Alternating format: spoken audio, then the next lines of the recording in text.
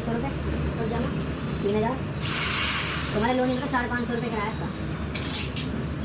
मैंने कभी दिया नहीं, जब मेरे पड़ा था तो फिर लिखा था मैंने 4 रुपये दिया मुझे तो कह रहा हूँ 400-500 रुपये यहाँ भी है। वो वहाँ लिया था तो सिर्फ जल्दी टूटा नहीं था मैंने पूरे दिन में। हो सकता है।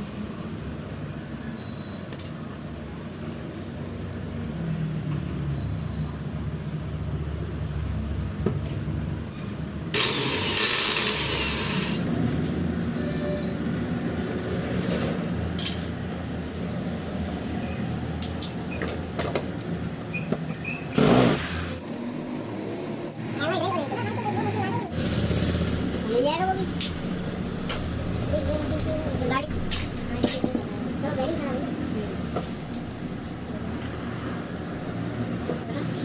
ये थोड़ी दूर है। अरे भाई मेरा भाई छोटे हैं। ठीक है ले लो।